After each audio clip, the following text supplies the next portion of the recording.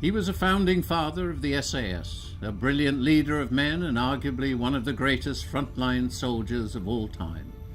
Yet despite his heroic actions and being decorated with the Distinguished Service Order no less than 4 times, Lieutenant Colonel Blair, Paddy Mayne, was never awarded the Victoria Cross. 65 years after his death, some of Mayne's supporters are still campaigning for that supposed wrong to be righted.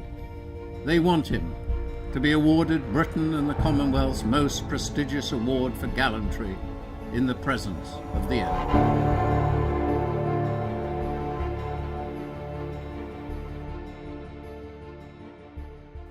Robert Blair Mayne was born in January 1915, less than a year into the Great War, in Newtownards, County Down, Northern Ireland. He was the son of a wealthy Protestant businessman, William Mayne, and his wife, Margaret. Mayne studied law at Queen's University, Belfast, and while there took up boxing, becoming the Irish University's heavyweight champion. He was, in fact, a brilliant sportsman. He also won 6 caps for the Ireland rugby team and played for the British Lions in the lead-up to the Second World War. At the outbreak of war in 1939, Mayne was 24 years old, just over 6 foot 2 inches tall, fair-haired, broad shoulders, courteous and shy. He was at times a heavy drinker, and there are many tales of his fighting and barroom brawls with any man unwise enough to take him on. However, he would prove to be utterly ruthless on the battlefield too.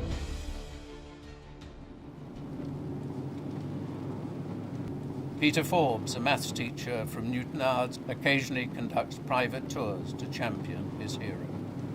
The people of Newtownards are rightfully so proud of Blair and what he did in his time during the war, that they wanted to show their appreciation and mark the spot of where he was born and where he grew up. Now obviously we were all very disappointed he never actually did get his VC and it was downgraded. Blair Mayne will be remembered as the bravest man never to have won the VC. The Special Air Service, the SAS, was formed in July 1941 by David Stirling, a tall Scots Guard officer who saw the need for a rapid reaction commando force, initially in the North African campaign. Mayne, who had served successfully in the Royal Ulster Rifles and later 11th Scottish Commando, was recruited to the new unit. The SAS's first mission in November 1941 was a disaster, mainly due to appalling weather and formidable German resistance. 2/3 of the unit were killed or captured.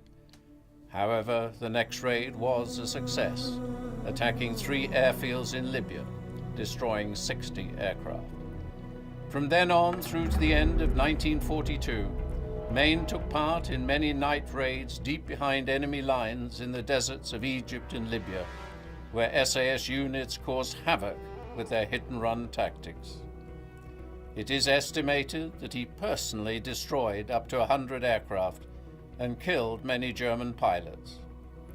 For his part in a daring raid on December 14, 1941, which destroyed aircraft and petrol dumps, Mayne was awarded his first DSO. Promotions to captain and then major followed. In the words of Major Mike Sadler, a highly decorated desert navigator, Mayne was a man who would never expect anyone to do anything or to take any risk that he was not prepared to undertake himself. From mid-1943, the focus of Mayne's war switched to Europe, where he led the SAS's Special Raiding Squadron in the invasion of Sicily before attacking the Italian mainland. Mayne was awarded his second DSO, referred to as a bar to his first decoration. David Stirling had been captured in early 1943 and ended up as a prisoner in the infamous Colditz Castle. Mayne was appointed Lieutenant Colonel 1st SAS Regiment in January 1944. It was agreed that the SAS should be involved in the invasion of German-occupied France, operating behind enemy lines with of the resistance. The success here earned Mayne a second bar to his DSO.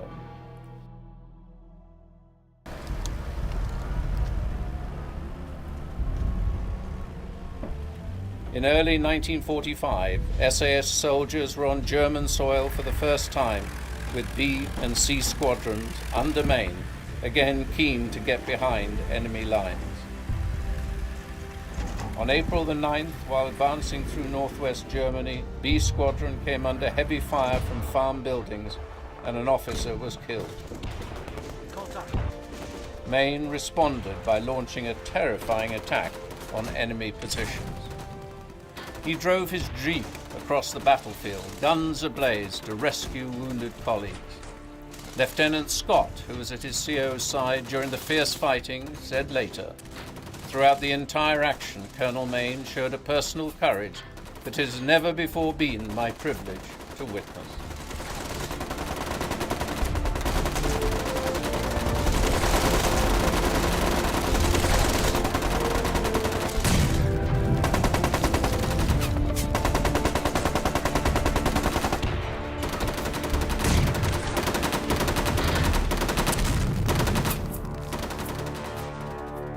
For this act of outstanding bravery, Mayne was recommended for the Victoria Cross.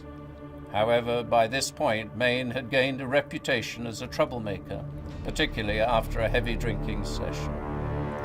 The recommendation for the Victoria Cross, sent to Army Command for approval, was crossed out and replaced with a 3-bar DSO to indicate a 3rd bar to his original decoration.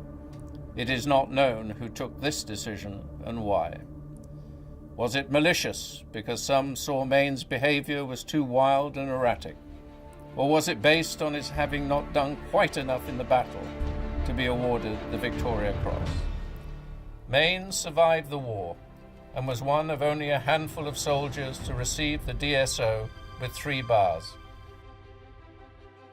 After the war, he pursued a career as a senior lawyer and rarely spoke about his military service.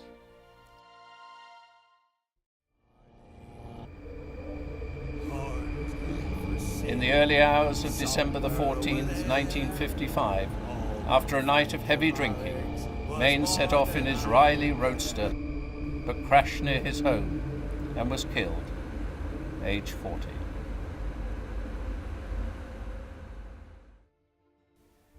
Hundreds of people turned out for the funeral of this local hero. He is buried in a family grave at Movilla Abbey Cemetery. Roy McGowan, then a 16-year-old garage mechanic, remembers Mayne.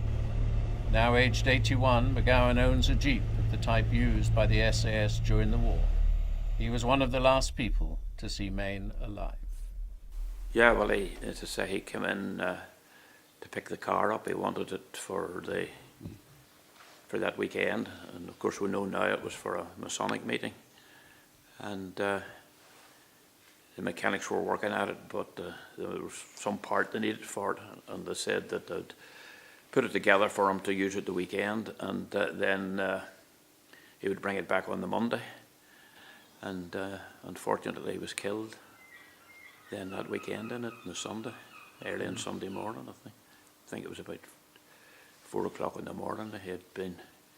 He called into Bangor to some of his friends and had a few drinks, and there was a coal lorry parked in the street with no lights on it, and he ran into the back of it, and the car went up the side of the wall between a pole, and I think people were scared to go near the car because of his war record, you know.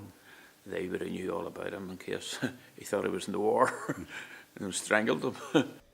Last year, Mayne's uniform and his trunk containing a mass of photographs, documents and memorabilia were generously gifted to the War Years Remembered Museum in Ballyclare, County Antrim, by his niece, Fiona Ferguson. David McCallion, the founder and curator of the museum, spoke about Mayne and the collection.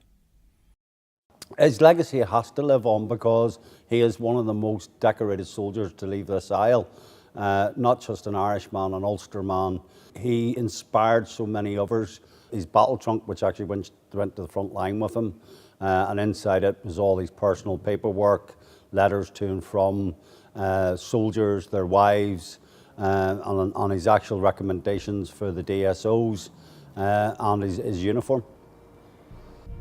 As someone with a lifetime interest in bravery, including writing 6 books on courage and amassing the world's largest collection of Victoria Crosses, my respect for Mayne's courage is immense.